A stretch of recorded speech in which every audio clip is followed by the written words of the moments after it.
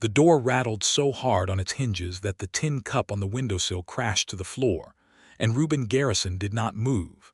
He sat in the corner of the one-room cabin, spine against the rough-hewn log wall, knees pulled up, rifle across his thighs, not because he planned to use it, but because it was the last thing in the world that still felt familiar in his hands. The fire in the hearth had burned down to a thin, orange line of coals. Outside, the wind screamed across the Colorado plains like something that had lost everything it loved. And the knocking came again, louder, desperate, the kind of knocking that a fist makes when the person attached to it has nowhere else in the world to go.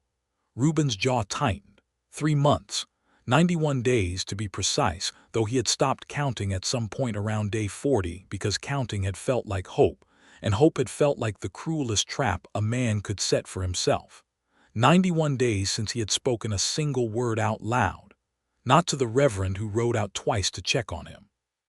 Not to Hank Mullins from the neighboring ranch, who had left a sack of dried beans on the porch with a note that said simply, "Eat something, Garrison." Not to the wind, not to the horses he had sold off one by one, not to God, who Reuben had privately decided had been absent from Dry Creek County, Colorado, for considerably longer than 3 months. The knocking stopped. He exhaled. Then a voice came through the wood and the wind and the long, frozen silence of everything his life had become, and it was a woman's voice, not soft and retreating, but firm, frayed at the edges, carrying the particular quality of someone who had been polite for as long as politeness was going to serve her. "Mr. Garrison, my name is Pearl Brooks.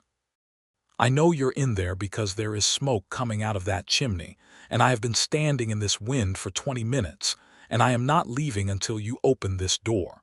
I don't want anything complicated from you. I just need one night out of the cold, and in the morning you will never see me again." Reuben Garrison did not open the door, but he looked at it. And that, after 91 days of looking at nothing, was the beginning of something that would take everything he thought he had locked away inside himself and drag it back into the light, whether he was ready or not. It had started long before that November night in 1873. It had started with a betrayal so clean and so complete that it had rewritten every memory Reuben had trusted as true.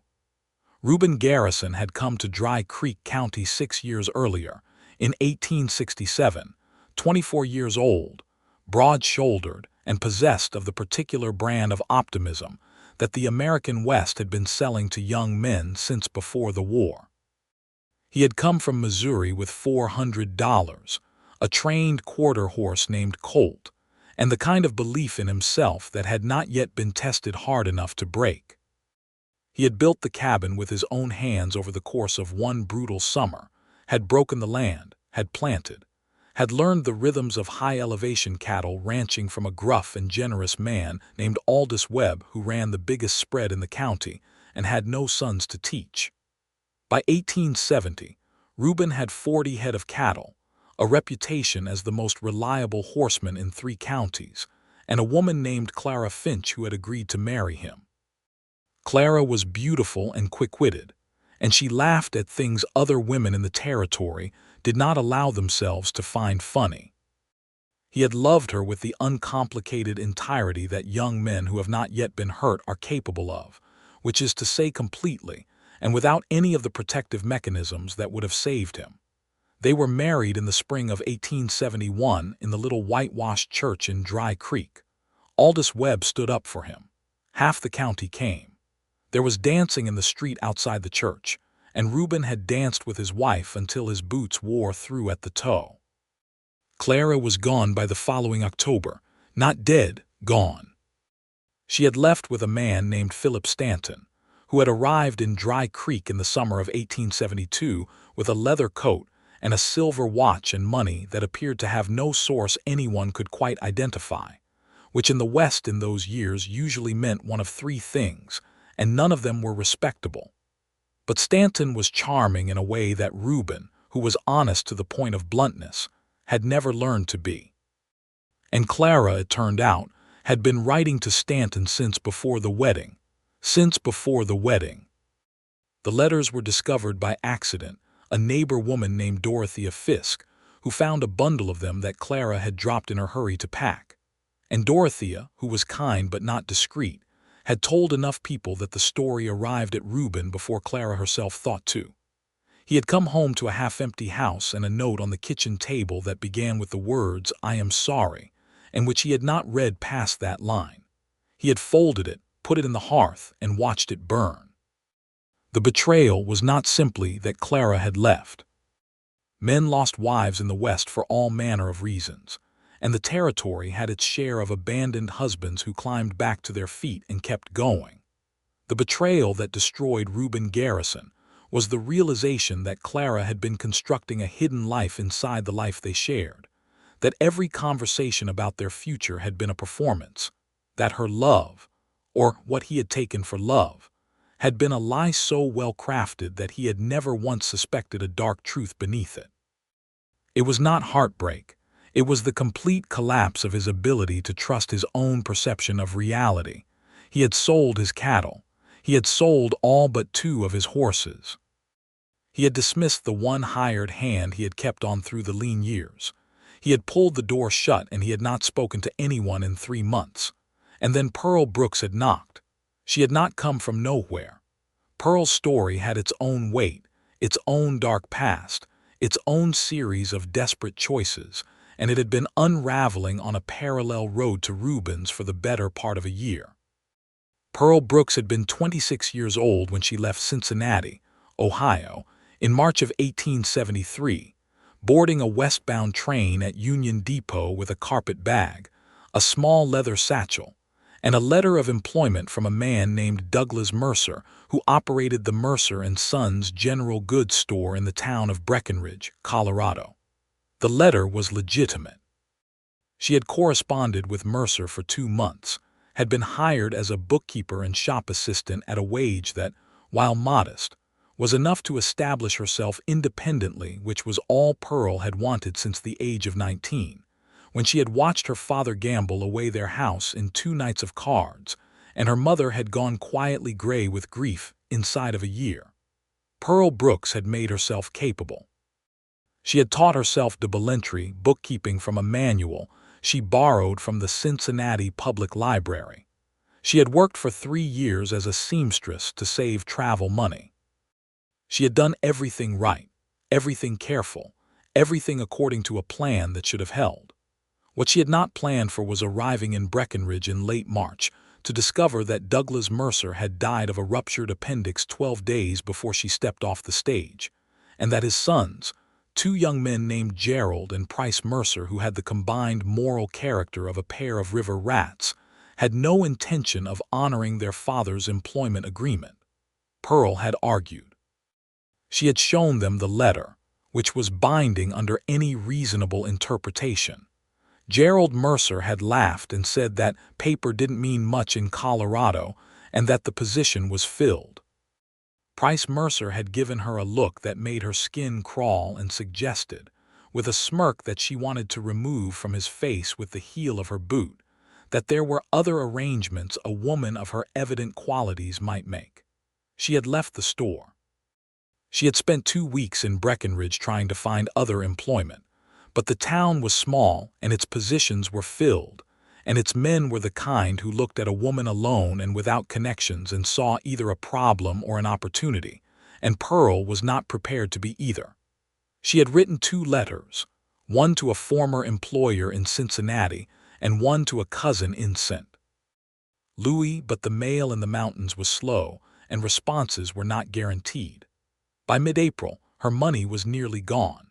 She had heard, through a boarding house conversation with a woman named Mrs. Oates who knew everyone in 3 counties, that there was a man named Reuben Garrison who operated a ranch about 14 miles south of Dry Creek and who was known, or had been known before some personal catastrophe, to hire reliable help at fair wages. Mrs. Oates was vague on the nature of the catastrophe and on Garrison's current state, but she said he had been a fair man before, and that his land was good land, and that a capable woman might make a case for herself. Pearl had rented a horse from the livery stable in Breckenridge, the last significant expenditure her finances could bear, and ridden south through the mountains in early November, arriving at the edge of the Garrison property as the temperature dropped 20 degrees in under an hour and the sky turned the particular shade of gray-green that means a serious Colorado storm is not asking permission before it arrives. She had seen the smoke from the chimney. She had knocked, and knocked, and knocked. And then she had spoken, and the words had come out fiercer than she intended because she was cold and frightened and far past the point where dignity and caution were her most pressing concerns. The door opened. Reuben Garrison filled the frame tall, darker than she expected from the hair at his collar, with eyes that were the deep gray-brown of river water under cloud cover, and an expression that was not hostility exactly, but was the face of a man who had forgotten, or was trying to forget, that other people existed in the world. He was wearing a flannel shirt that had seen better seasons, and he had not shaved in what appeared to be the entirety of those 3 months, and he looked at Pearl Brooks with an expression that combined surprise, suspicion, and a very specific kind of exhaustion that has nothing to do with physical tiredness. He did not speak. Pearl met his eyes directly. "I told you my name. I'm not a danger to you. I'm a bookkeeper from Cincinnati, and I rode out here in this weather because Mrs. Oates in Breckenridge said you sometimes hired help, and I need a position and somewhere warm to figure out my next move. I am not asking for charity. I am offering fair work for fair wages." Reuben stared at her. The wind gusted so hard that Pearl's hat blew back on its strings and her hair came half undone. She did not flinch. She just looked at him with those steady green eyes, remarkable eyes. He registered somewhere behind all that silence, the color of new sage, and waited. He stepped back from the door. She walked in.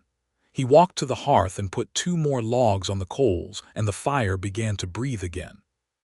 Pearl set her carpet bag down near the door, untied her coat, and looked around the cabin with the assessment of someone cataloging damage after a flood, which, in a way, was exactly what she was doing. The cabin was not filthy. It was something worse than filthy. It was the habitat of a man who had stopped caring enough about his surroundings to even generate disorder. The table had 1 cup on it. There was a single bedroll near the fire. The shelves held what remained of a domestic life: 2 plates, a cast iron skillet, a row of jars that held dried beans and cornmeal, a coffee tin. There was no smell of recent cooking. There was an empty whiskey bottle near the wall that Pearl noted and filed away. Reuben sat down in his corner chair and picked up the rifle again, not in a threatening way, just automatically, like a man reaches for a familiar object to have something to do with his hands. Pearl sat down at the table. "I'll make coffee," she said, "if you tell me where the pot is." He looked at the shelf. He did not speak. She followed his gaze, found the pot herself, went to the water barrel, measured water and grounds, and set the pot over the fire with the practiced ease of a woman who had been managing her own household since she was old enough to reach a stove. The fire crackled and the coffee began its slow, fragrant process, and outside the storm arrived in full force, slamming snow against the single-shuttered window like a fist against glass. They sat in silence for a long time. Not uncomfortable silence, precisely, though Pearl could not have explained why it was not uncomfortable. There was something about the quality of Reuben Garrison's silence that was different from rudeness. It was more like grief with a locked door on it, and Pearl had enough experience with grief. Her mother's slow erasure after her father's ruin, her own long years of making herself small enough to be manageable, that she recognized it without needing it to announce itself. She poured 2 cups of coffee. She set one near him on the chair arm without comment. He looked at it, and then at her, and she had already turned back toward the table and was looking at nothing in particular, giving him the privacy of not being watched.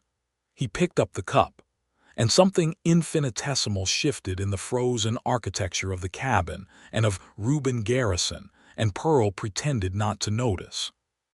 She slept near the fire that night, wrapped in a horse blanket she found folded near the wall, and she slept soundly despite everything, because she had been cold and frightened for too many weeks, and her body had reached its limit of vigilance. Reuben sat in his chair in the dark long after she was breathing evenly, and he watched the fire, and he did not sleep, and he was not sure what to do with the strange fact that the silence in the cabin felt different now, not emptier, but fuller, which made no rational sense at all.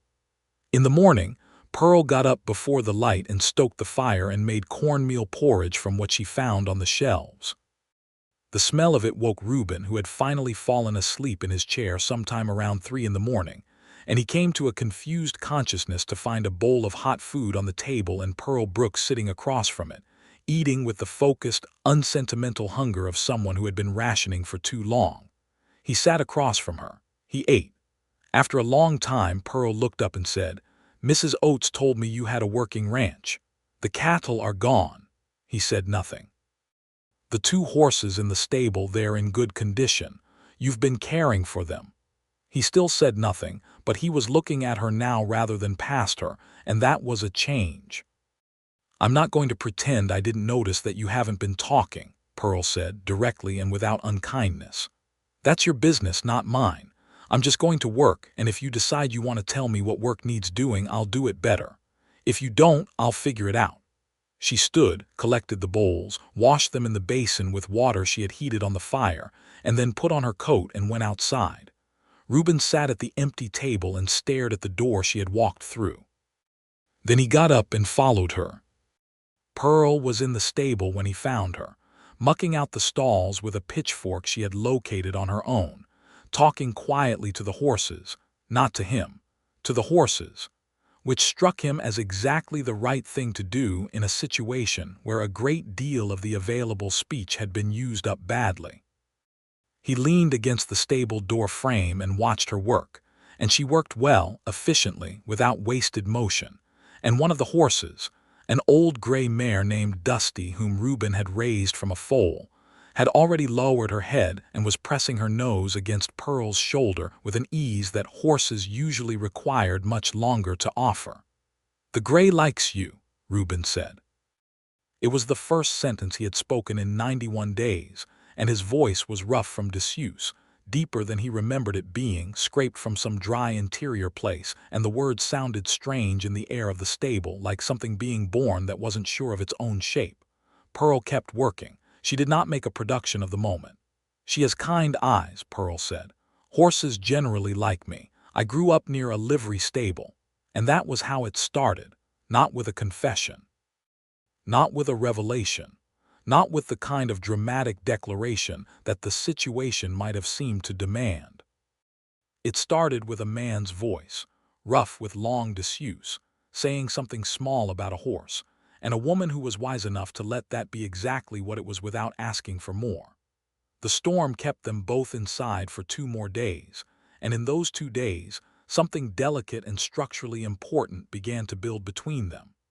Pearl had a practical genius for making a space livable that had nothing to do with decoration and everything to do with function. By the end of the first full day, she had reorganized the shelves in a way that made the actual food supplies visible and accessible, had identified which of the dried goods were still viable, and which had gone to insects, had found a second blanket in a trunk she asked permission to open, and had produced a meal from the available ingredients that was so substantially better than anything Reuben had been eating that he ate twice what he intended to, and then sat back with an expression of mild surprise. "You can actually cook," he said. "I can actually do a number of things," Pearl said, without vanity, just statement of fact. "What did you say you were? A bookkeeper?" "By training and by preference, but out here necessity has a way of expanding a person's skill set." She looked at him with that direct, unsentimental gaze. "What happened to your cattle?" He was quiet for a moment. "I sold them." "Why?" "Because I didn't need them." "A man who doesn't need cattle on a cattle ranch," Pearl said, "is a man who has stopped needing much of anything." It was not a question. He looked at her for a long time, and she held the look without retreating, and he said, "Something happened last year. Something that made you stop talking to people." something that made people seem like a trap I had already fallen into once and had no interest in repeating. Pearl was quiet with that for a moment. Then, a woman, he looked away. A wife, Pearl absorbed that. She died, she left. He said it with a flatness that was worse than bitterness because it had moved past bitterness into something that had given up needing to be named. She had been writing to another man before we married. While we were married, she left with him. I found out about the letters from a neighbor. He paused. I never read them.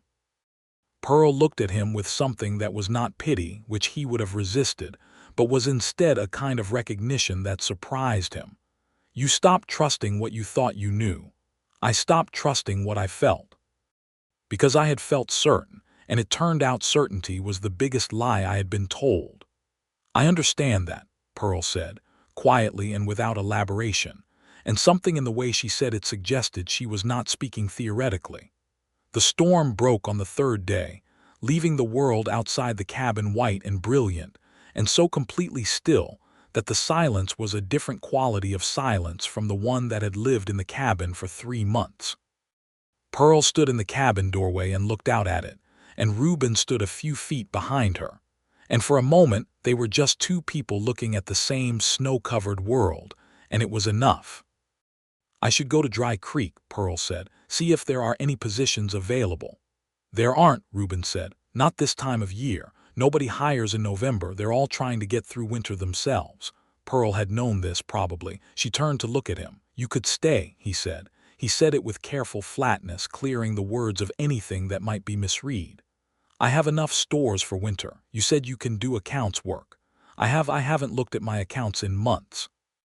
I don't know what I owe or what I'm owed. If you can sort that out, I'll give you room and wages. Pearl looked at him for a long time.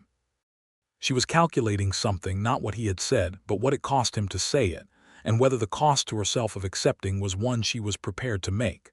I have conditions, she said. All right. You don't ask me personal questions I don't volunteer answers to. I do the same for you. We deal with each other honestly and don't pretend we're something we're not. If either of us decides this arrangement isn't working, we say so plainly and settle up fairly. She paused. And you keep talking. I don't care what about. You can talk about the weather or the horses or whatever is in those account books. But you keep talking, because I think silence at that level is doing you damage you don't yet know the full extent of. Reuben was quiet for a moment. That's more conditions than I expected. I've had to be my own advocate for a long time, Pearl said. I've gotten efficient at it. He put his hand out. She shook it. And something passed between them in that handshake, something neither of them named, because they were both people who knew the danger of naming things before they were ready to be named. The winter settled in earnest, and their days took on a rhythm that surprised Reuben with its naturalness. He had forgotten what it was like to have the substance of another person in a space, the particular weight of their habits, the sound of their movements, the way their presence organized the ambient noise of a room into something that had shape and meaning, rather than the flat, undifferentiated silence of a space that no one else cared about. Pearl woke early, always. She made coffee and set some aside for him, and she worked at the table on his accounts by the light of the lamp while he did the outside work checking the horses, clearing snow, splitting wood, the physical maintenance of a piece of land that had been allowed to rest too long. The accounts were, as he had feared, a mess. Not through dishonesty, but through neglect. He had bills outstanding in both directions, money owed to the Dry Creek Trading Post for supplies bought on account, money owed to him by 3 neighboring ranchers for hay he had sold them in September before his retreat began. Pearl worked through it methodically, with the focused patience of someone who found order in numbers genuinely satisfying, and within a week she had constructed a clear picture of where he stood financially. "You're not in bad shape," she told him one evening, spreading the ledger on the table between them. "Hay money alone, if you collect it, covers what you owe at the trading post and leaves you with a working surplus. You have the 2 horses, and if I'm reading your breeding records correctly, the mare is due to foal in late spring." "She is," he said, and looked at Dusty's record with a slight softening around his eyes that Pearl stored away silently. You could rebuild a small herd, Pearl said. You don't need 40 head. 15 cattle managed well with the horse operation, you could be profitable by autumn. He looked at her. You've thought about this. I think about things, Pearl said simply. It's what I do. He was quiet for a moment then. Why didn't you stay in Cincinnati? You clearly had skills that could have been used there. Pearl had been waiting for something like this question, and she had decided, somewhere in the past week, that she would answer it honestly when it came. I had skills that men there preferred to use for their own purposes rather than pay me fairly to employ on their behalf, and I had a situation there that made staying more complicated than leaving. He waited. There was a man, Pearl said. Not a romantic situation before you think that. He was a businessman. I worked for him as a bookkeeper for 2 years. I found out about a year in that he was using 2 sets of books, one that was legal and one that was not. He was defrauding his business partners. You found the hidden set. I found the hidden set. I confronted him privately first because I thought he might, I don't know what I thought, that he might stop. He didn't stop. He told me that if I spoke to anyone about it, he would ruin my reputation in every business establishment in Cincinnati, and he was well connected enough to do it. But you spoke to someone anyway. I wrote to the business partners directly. I sent copies of the fraudulent entries. She looked down at her hands. He found out before they had a chance to act on it. He did exactly what he threatened. I lost my position and 2 others in the same week. No one in Cincinnati would hire me. The business partners, they eventually pursued action against him, and he was prosecuted. But by then I had no income and a reputation that had been deliberately and specifically damaged, and I had spent 2 years in a city that was going to let one dishonest man define who I was for as long as I stayed in it. Reuben was looking at her with an expression she had not seen on his face before, not sympathy exactly, but something sharper, a recognition of the particular quality of injustice that involves being punished for doing the right thing. So you left, he said. So I left, Pearl said, and answered an advertisement and ended up here, because apparently my capacity for trusting in paper contracts is greater than my experience ought to support. He almost smiled. She saw it, the faintest movement at the corner of his mouth, and felt something lift in her chest that she immediately pressed back down to a manageable level. You did the right thing, Reuben said. In Cincinnati. I know, Pearl said, and there was nothing self-pitying in it, just the clean certainty of a person who had lived with a difficult choice long enough to have made peace with it. It cost me a great deal, but I know. December deepened. Snow came down in earnest and the mountain roads became impassable, which sealed the arrangement effectively. Pearl could not have gone anywhere even if she had wanted to. But she found, to her own complicated surprise, that she did not want to go anywhere. The rhythm of the cabin, the daily progress through Reuben's accounts, the evenings by the fire when they talked slowly at first, then with increasing ease about things that had nothing to do with their histories, and then, eventually, about things that did, all of it had settled around her like something she had not known she was hungry for. Reuben talked more with each passing week. Not with the unstoppable flow of a man who had been starved for conversation. He was still economical with words, still had long silences that she had learned to read as thought rather than withdrawal, but steadily, and with increasing honesty. He told her about building the cabin. He told her about Aldous Webb, who had been a father figure to him in a time when he needed one, and who had died in 1871, just months before everything else collapsed. He told her about Colt, the horse he had brought from Missouri, who had died of a leg injury in 1870, and whom he had mourned more than he had admitted to anyone. He did not for a long time talk more about Clara. Pearl did not ask. But one evening in late December, when the fire was particularly good, and the storm outside particularly violent, and they had both been reading, Pearl had a small collection of books in her bag, including a volume of Shakespeare's plays and a practical manual on crop rotation which Reuben had borrowed and was reading with genuine interest. He said, without preamble, I keep wondering if I knew, if there was something I chose not to see.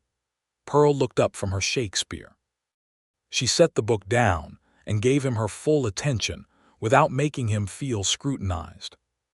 I think about all the times she seemed distracted, or times when I'd come home and something would be slightly different in the house, but I couldn't say what, and I told myself I was imagining it. I wonder now if I was choosing not to know because knowing would have been harder than not knowing. Pearl was quiet for a moment. "That's not weakness," she said. "That's what trust looks like from the inside. You can't love someone and simultaneously be watching for evidence that they're betraying you. If you love them, you believe them. That's the whole architecture of it." "It feels like weakness," he said. "It feels like you gave something real to someone who wasn't real in return," Pearl said carefully. "That's not the same thing. The fault was in her, not in your capacity to love." She paused. "And the answer to that isn't to stop trusting your own perception. It's just to hold the new information, to know that you were deceived and that the deception was possible, and to carry that knowledge going forward without letting it convince you that every perception you'll ever have is necessarily wrong." He looked at her for a long time with that river water gaze. "That's easier to say than to do." "Yes," Pearl agreed. "I know." The silence between them in those evenings was by now an entirely different animal from the one that had occupied the cabin before she arrived. It had warmth in it. It had the particular quality of a silence shared between two people who have said enough to each other, that the silences are full rather than empty. Pearl was aware, had been aware for some weeks, in the careful, guarded way of someone who has been hurt by a misjudgment before, of the way Reuben watched her sometimes when he thought she was not noticing. Not with the calculating look of a man assessing a woman as an object of acquisition, but with something quieter and more uncertain. The look of a man rediscovering that a person he has started to trust is also a person he finds beautiful, and not knowing what to do with that discovery.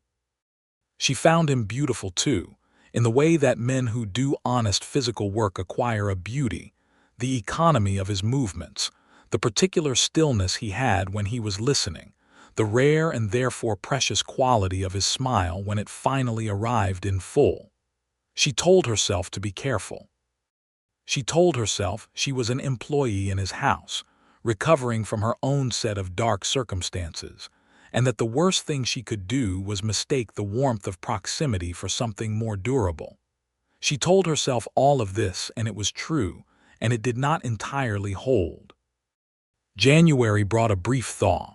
3 days of relative warmth that turned the snow to mud and made the roads technically passable, and Reuben took one of the horses into Dry Creek to settle his account at the trading post, and Pearl suspected, though he did not say so, to make himself visible again after months of absence. She stayed at the cabin, doing a thorough inventory of the root cellar, and spent the day in a strange state of suspended anticipation that she did not fully analyze because the analysis would have led somewhere she was not prepared to go. He came back in the early evening with supplies, including, she noticed, a small wrapped packet that he set on the table with studied casualness and which contained, when she opened it because he indicated with a nod that it was for her, a new account ledger proper bound, with good paper, and a small bottle of India ink. "For the bookkeeping," he said. "The one you've been using has pages falling out." "This is a very good ledger," Pearl said, and she could hear in her own voice something warmer than she intended. "I talked to people," Reuben said. He said it with a slight emphasis that conveyed what it had cost him. "Hank Mullins, the man at the trading post, the Reverend's wife. And it was all right, harder than it should have been, but all right." He looked at her with an expression that was more direct than usual. "You were right about the silence, about what it was doing." Pearl nodded simply, and turned the ledger over in her hands to give him the privacy of not being looked at directly, while he said things that were difficult to say.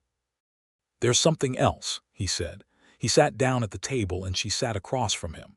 "The Reverend's wife, Mrs. Carver, she told me that there's been talk in town about you being out here."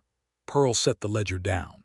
Her expression went still in a way that Reuben had learned to read as the face she put on when something threatened her, and she was deciding how to meet it.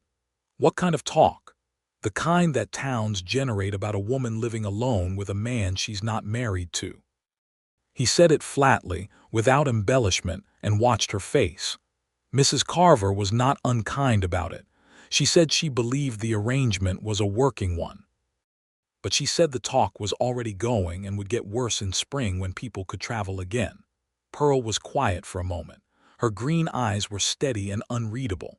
And does that concern you? It concerns me because it could damage your reputation further, and you told me your reputation has already been damaged once by someone who lied about you. I won't be the vehicle for a second time, regardless of whether the circumstances are different.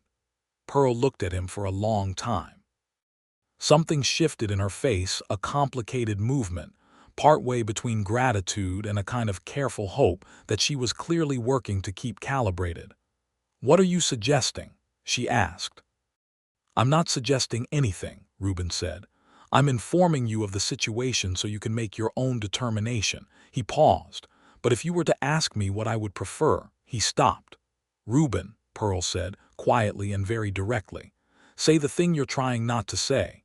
He looked at her with an expression that was as raw and unguarded as anything she had seen on his face in 2 months of watching it.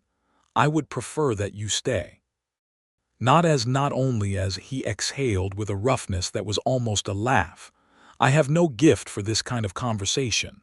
"You're doing fine," Pearl said. Her voice was very gentle.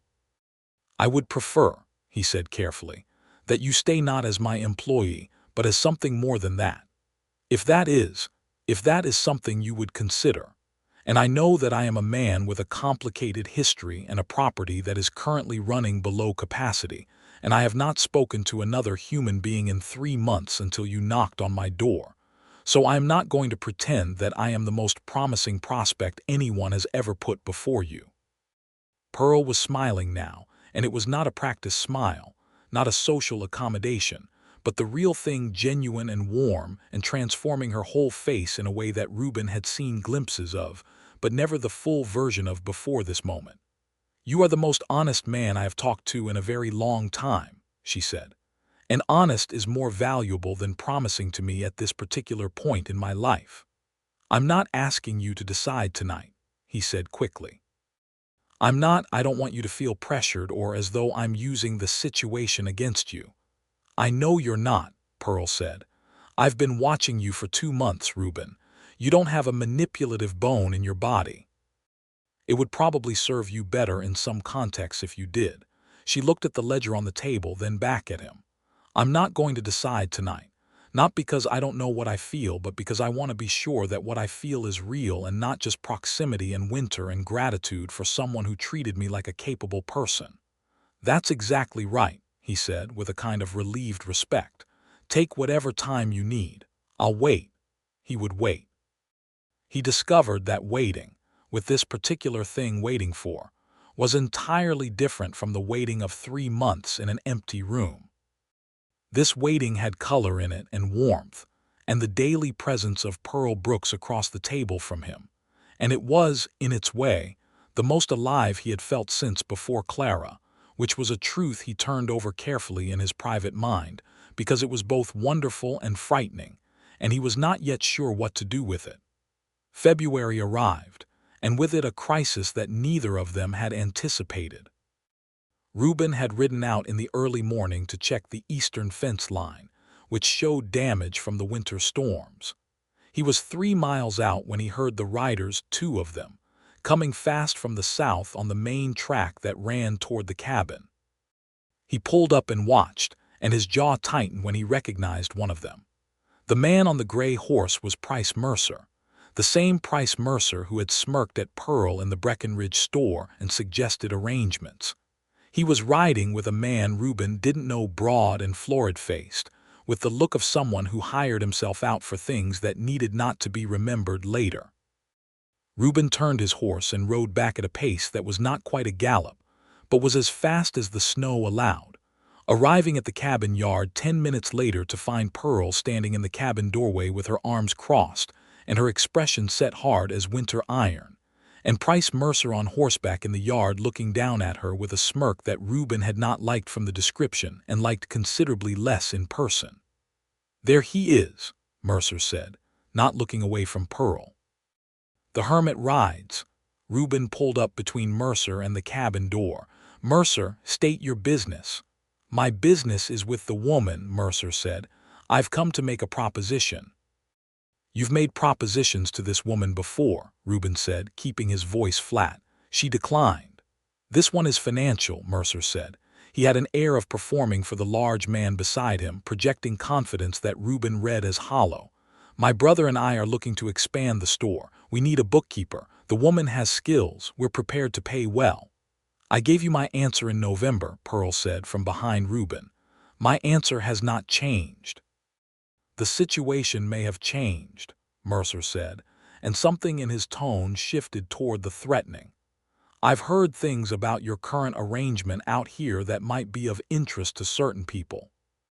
A woman alone with a man, no formal arrangement, no pastor's blessing. That kind of thing can make it very difficult for a person to find respectable employment anywhere in the territory, and we are offering respectable employment." Reuben looked at Mercer for a moment in complete silence. Then he said, very quietly, "You are on my land uninvited, and you are threatening a woman who is under my protection with the deliberate damage of her reputation. I'll give you a moment to think about whether that is the position you want to be in." The large man shifted in his saddle. Mercer's smirk stayed on his face, but his eyes recalculated something. "She doesn't need your protection," Mercer said. "She's not your wife." "That is a matter I intend to address," Reuben said, "as soon as you take yourself off my property." There was a silence. Mercer looked at Reuben, and then at the large man beside him, and made the correct calculation that the large man, while broad and intimidating in the abstract, was not being paid enough to create a serious incident on another man's land. He pulled his horse around. "Think about it, Miss Brooks," he said over his shoulder, as though the entire exchange had been social. "The offer stands." He rode away. The large man followed without having said a word. Reuben watched until they were over the ridge, and then he turned to find Pearl watching him with an expression he could not fully read. "A matter you intend to address," she repeated. He looked at her steadily. The cold air between them was sharp and clear. "I spoke out of line," he said. "It was not my place to say that without Reuben," Pearl said. She stepped down from the doorway into the snow of the yard, walked the 6 feet to where his horse stood, and looked up at him with those green eyes that were completely unguarded in a way he had not seen before. "Was it true, what you said?" He held her gaze. "Yes," he said. "It was true." She stood there in the snow in her coat with her dark hair coming loose in the wind, and she reached up and took hold of his horse's bridle, just to have something to hold, and she said, "Then ask me properly. Not in front of Price Mercer." He dismounted in one motion, and he was standing in front of her in the snow with the horses and the mountains and the white silence of February all around them, and he said, "Pearl Brooks, I have no business asking you anything like this. I am a man who is just now finding his way back from something that broke a significant portion of what I was, and I have approximately 40 acres that are underperforming and 2 horses, and a root cellar that is better organized than it was 3 months ago thanks to your efforts. I can promise you honest dealing and a fair partnership, and that I will not lie to you or about you, or let anyone else do either. And I can promise that what I feel for you is the realest thing I have known since I stopped trusting what was real." He paused. "Will you marry me?" Pearl Brooks stood in the snow and looked at him for a long, still moment, and then she said, "Yes.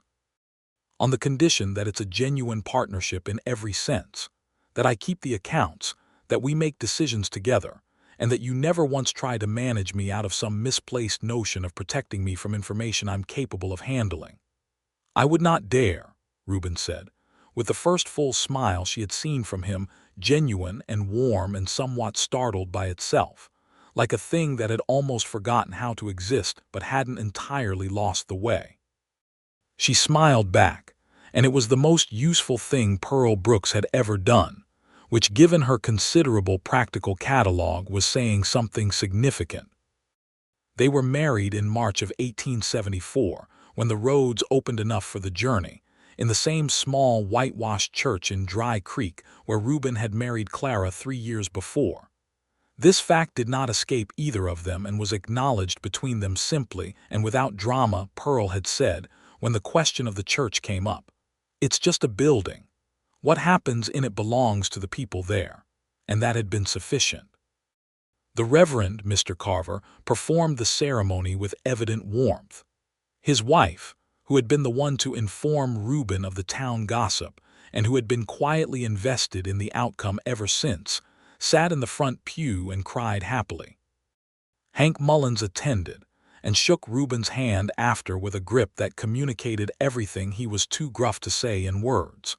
A few other neighbors came, and the collective energy in the small church was the particular energy of a community watching two people who have been through difficult things arrive at something good.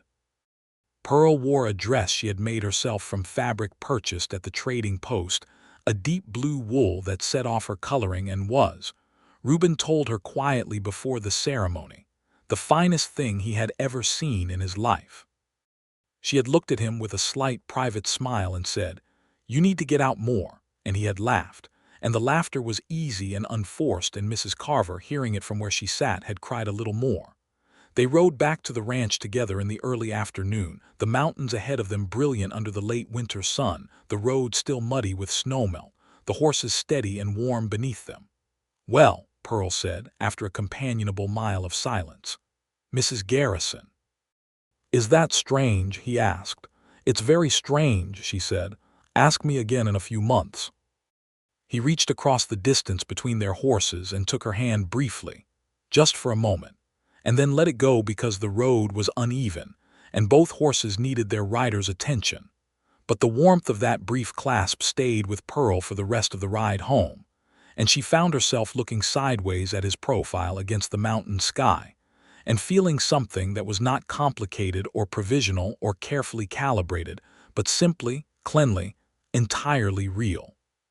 Spring came to Dry Creek County in a long, gradual exhale, snow retreating up the slopes, the creek that ran along the east boundary of the ranch running high and clear with melt, the first green pushing up through the dark earth in the lower fields. And with spring came the foal. Dusty had carried the pregnancy with the serene, pragmatic competence that characterized all of her dealings with the world, and when she went into labor on a clear April morning she did it with minimal drama, Reuben present in the stall through the hours of it, Pearl beside him after the first hour, both of them watching with a focused, careful attention that was part practical necessity and part something that could only be called wonder. The foal was a colt dark bay, with Dusty's kind eyes and a boldness that was evident within minutes of his first standing, as he investigated his new world with a wobbling, determined confidence that made Pearl laugh out loud for the first time in a long time with pure, unqualified delight. "What are you going to call him?" she asked. Reuben looked at the foal and then at Pearl with a warmth that he no longer worked to keep contained. "That seems like a decision that belongs to both of us." Pearl thought about it, watching the colt find his balance. "Scout," she said, "because he went first." "Scout," Reuben agreed, and reached his arm around Pearl's shoulders without ceremony, and she leaned into him with the ease of someone who has found, after a long search, the exact right place to put their weight. The summer of 1874 was a working summer in the fullest sense. Reuben, with Pearl's accounts work providing clear guidance on what the property could bear, bought 12 head of cattle from Hank Mullins at a fair price. Hank's herd having grown beyond his manageable capacity, which was mutually convenient. Pearl reorganized the kitchen garden into genuine productivity, putting in carrots, beans, and potatoes in a quantity that would carry them through winter without the dependency on the trading post that had characterized the previous years. She also, quietly and without fanfare, wrote to the business partners in Cincinnati who had prosecuted her former employer. The case had concluded, she knew, and she wanted to know whether the prosecution had gone through. And it had. The man had been convicted and fined substantially. And the business partners wrote back with a letter that acknowledged her role in exposing the fraud with a warmth and regret that Pearl read carefully, and then folded into the back of her ledger book and kept there, not because she needed the vindication, but because it completed something that had been left unfinished. She showed the letter to Reuben one evening. He read it without comment, then looked at her. "How does it feel?" "Like closing a door that I'd been holding open," Pearl said, "not because I was waiting to go back. Just because it's better to close it properly." He nodded with the understanding of a man who knew exactly what unclosed doors felt like. They rode into Dry Creek together regularly through the summer, for supplies, for the weekly church service which they attended more out of community investment than strict piety, for the town meetings where the county's growing concerns were aired and addressed.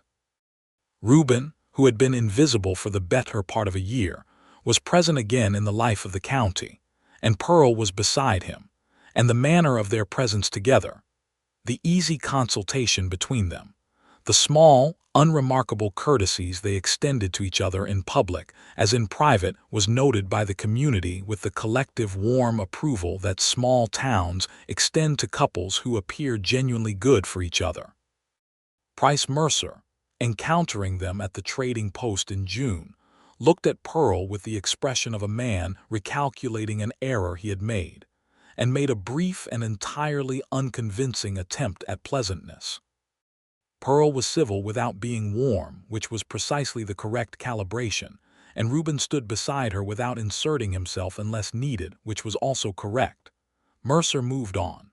The trading post owner, Mr. Harkness, watched this exchange with undisguised satisfaction and gave Pearl extra licorice with her purchase, which she accepted with a grave dignity that made Reuben bite the inside of his cheek. "Extra licorice," he said outside. "I've earned it," Pearl said serenely. By August the cattle were in good condition, and the accounts showed a balance that Reuben had not seen since 1870, and Pearl sat across the table from him with the ledger open between them and said, "If we get through winter well, you could buy 4 more head in spring and have the operation I think this land was originally meant to support." "We," he said. She looked at him. "Yes." He reached across the table and took her hand, and she turned her hand over and held his, and they sat like that in the evening light with the account spread between them and the sound of the horses in the yard, and the small, dependable sounds of the life they were building. "I need to tell you something," Pearl said after a while. He waited, with the patient attention she had come to trust completely. "I think I'm going to have a child," she said. The silence lasted approximately 3 seconds, and then Reuben Garrison's face did something that Pearl had never quite seen it do before. It became purely, simply, completely happy, without any of the guarded qualification that had for a long time colored even his warmth, and it was one of the finest things Pearl had ever seen in her life. He came around the table and sat beside her and put both his arms around her and held her in the particular way that feels like someone making a decision to hold on, and she pressed her face against his shoulder and let herself feel, without any of the careful calibration, exactly how safe she was. "When?" he asked into her hair. "Late winter if I've counted right, February, maybe March." "You'll have Mrs. Carver," he said. "She's midwifed half the county." "I know," Pearl said. "I already talked to her." He pulled back slightly to look at her with a very specific expression. "You already talked to her?" 2 weeks ago," Pearl said. "I wanted to be certain before I told you." "Of course you did," he said, and the warmth in his voice was complete. "Of course you did. Are you offended?" "I am absolutely not offended," he said. "You are the most competent, self-determining woman I have ever known, and it is entirely possible that this baby is going to have your thoroughness and my stubbornness, and we are both going to be completely overwhelmed." Pearl laughed, real and full and effortless. "Probably." Autumn of 1874 moved with the particular gold, an amber weight of a season that knows it is beautiful and cannot help itself.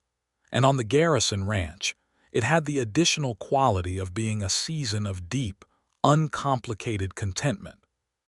The cattle went to winter pasture. Scout the colt, now 6 months old, was developing his father's speed and his mother's steadiness in a combination that made Reuben watch him with the careful speculation of a man already thinking about breeding records. Pearl's pregnancy progressed with the uncomplicated efficiency of her general approach to the world.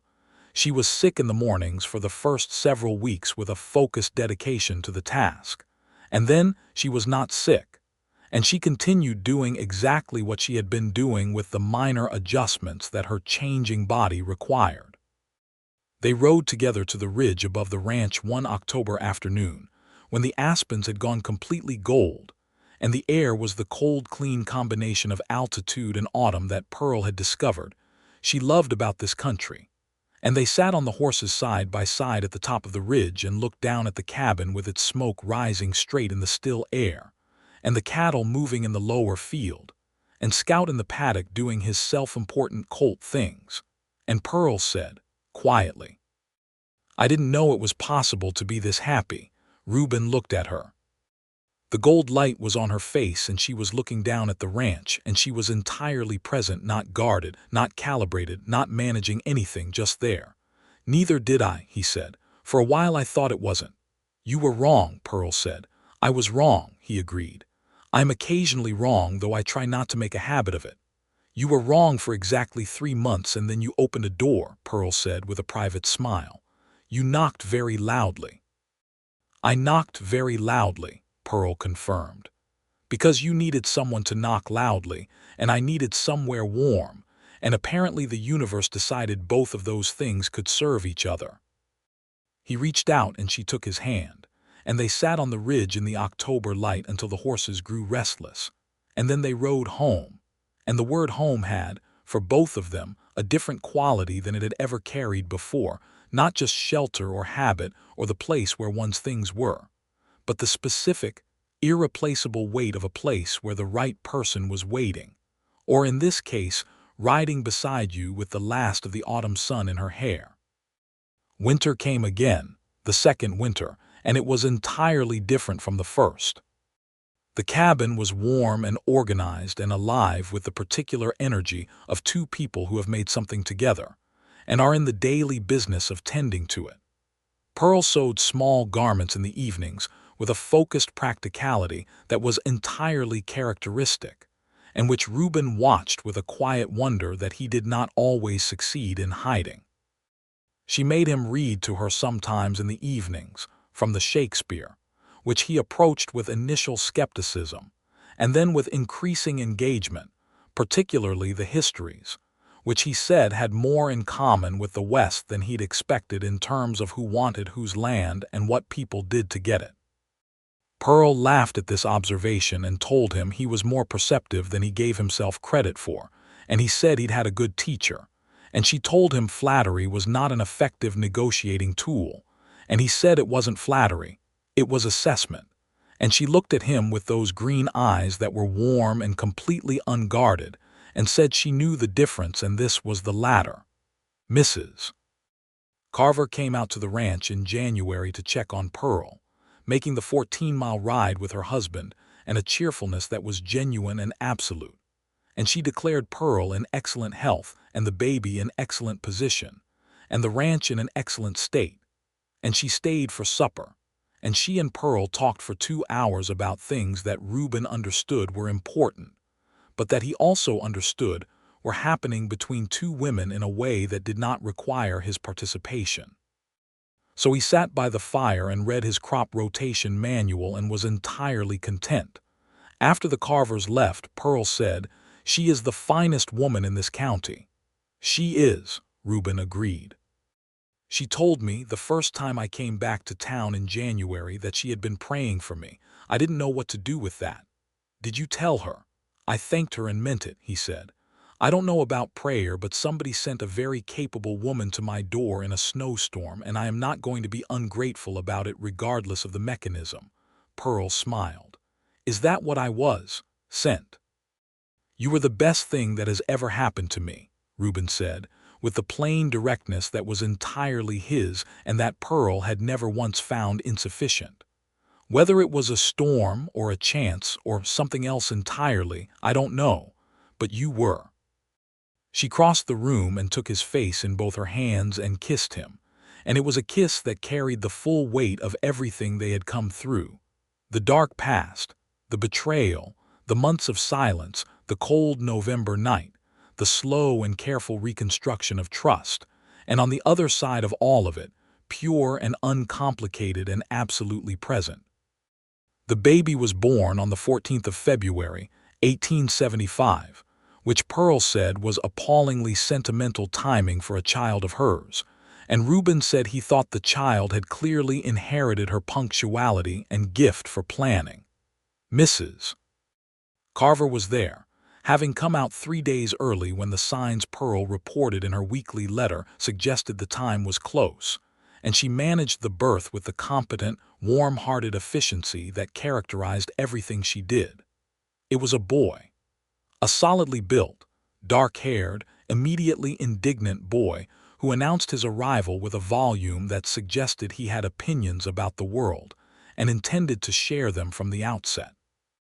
Pearl held him against her chest and looked at him with an expression that Reuben, watching from where he sat on the edge of the bed, would carry with him for the rest of his life, the expression of a woman who had fought hard for her place in the world and had arrived, finally, at something she had not even known to put in the fighting for. "He looks like you," Pearl said, not looking up from the baby. "He looks like a very angry potato," Reuben said. "He looks like you," Pearl repeated firmly. "What are we calling him?" Pearl looked up, and the expression she had was the warm, full version of that smile, the real one, the one he had been collecting since November of last year and would never stop being grateful for. "I was thinking Henry," she said, "after nobody in particular, just because it's a good, solid name for a person who seems determined to take up his full amount of space in the world." "Henry Garrison," Reuben said, trying it. "Henry." He reached out and touched the baby's hand, the tiny, perfect, firmly closed fist, and Henry Garrison opened his hand and closed it around Reuben's finger with a grip that was startling in its certainty. And Reuben looked at his son and felt something complete itself inside his chest, some long-broken circuit closing at last, and he was not entirely sure he was going to manage the rest of this moment with any kind of dignity, but he found he did not particularly care. Mrs. Carver, gathering her things with the tactful efficiency of a woman who knows when to become very busy with something in another part of the room, had the grace to look entirely the other way.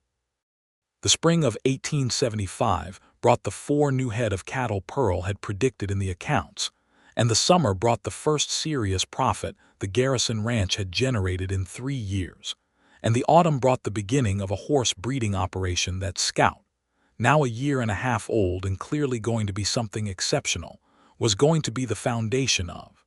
Reuben and Pearl rode the fence lines together when Henry was old enough to be left with Mrs.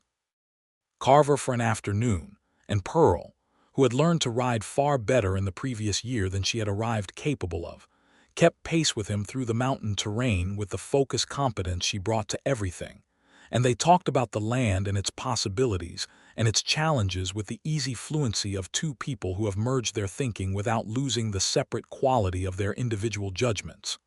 The darkness, his and hers, had not disappeared. Dark pasts do not disappear. They become part of the architecture, load-bearing walls in the structure of who a person is, and you learn to understand what they support and what they merely occupy.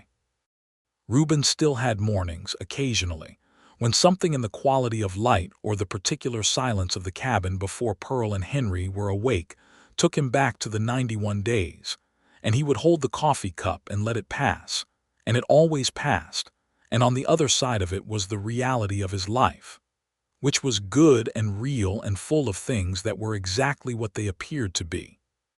Pearl still had moments, in business dealings or in any situation where she was handling money that was not her own, when the ghost of Cincinnati moved through her, the remembered feeling of holding evidence of something wrong and knowing what it was going to cost to act on it. She acted on it anyway every time, because it was who she was, And Reuben watched this and loved it about her with the specific, informed love of a man who knows exactly what something costs. One Sunday in October of 1875, sitting in the Dry Creek Church with Henry asleep on Pearl's lap, and the autumn light coming through the plain glass windows and Reverend Carver speaking with his usual combination of genuine conviction and mercifully efficient brevity, Reuben looked at Pearl and Pearl looked at Reuben, and something passed between them that was beyond language, a recognition of the complete, closed, real nature of what they had made. He took her hand. She threaded her fingers through his.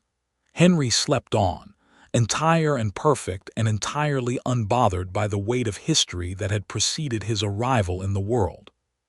The winter of 1875 to 1876 was the mildest in several years, and they used the relative ease of it well. Reuben worked with Scout on the training program Pearl had helped him plan based on the breeding records they had studied.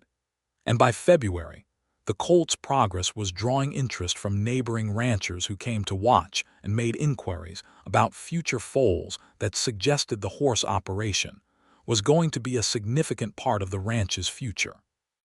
Pearl managed the accounts for 2 neighboring properties through the winter months, a paid arrangement that had grown out of her general reputation in the county for competence and honesty, and the additional income it generated went into a fund she was building toward the expansion of the cattle operation.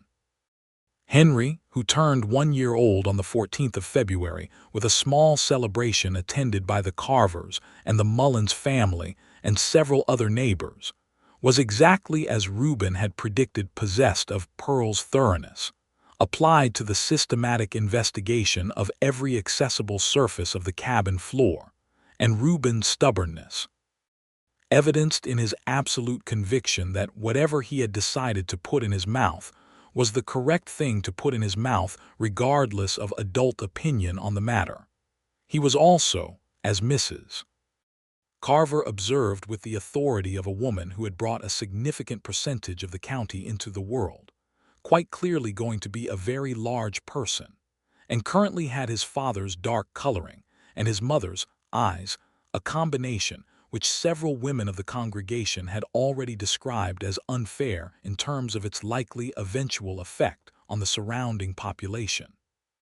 Pearl and Reuben lay in bed on the evening of Henry's birthday, the candle low on the bedside table, Henry asleep in his crib in the corner with the serene completeness of a child who has been thoroughly celebrated and is satisfied with his arrangements.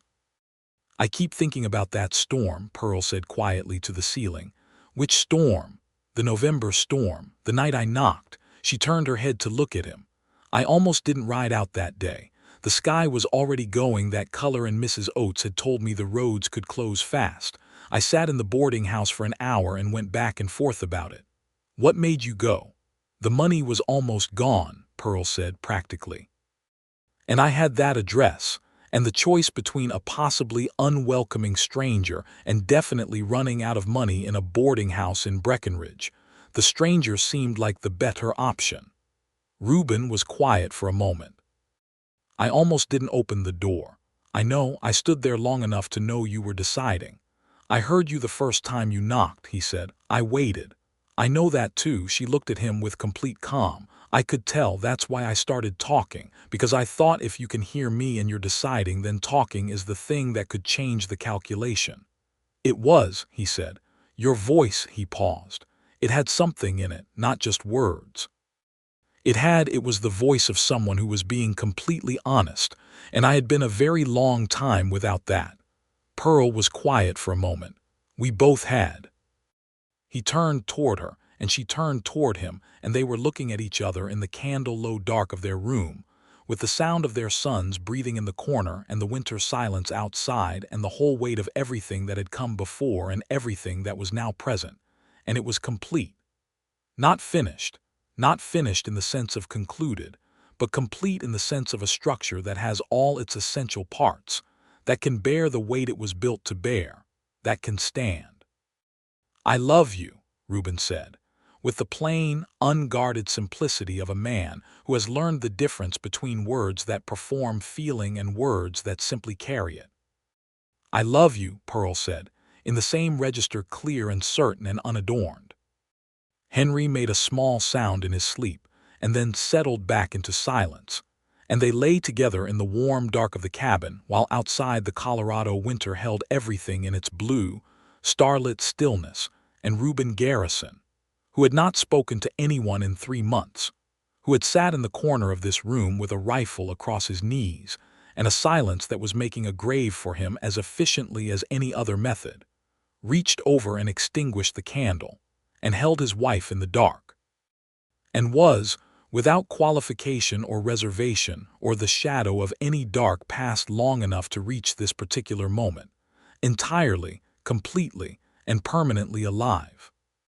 In the years that followed, the Garrison Ranch became what it had originally been intended to be, a working, prosperous piece of the Colorado high country, known in Dry Creek County for the quality of its horses, the reliability of its cattle, and the remarkable woman who kept its accounts with a precision that several other ranchers quietly envied, and one or two had attempted, without success, to hire away from her.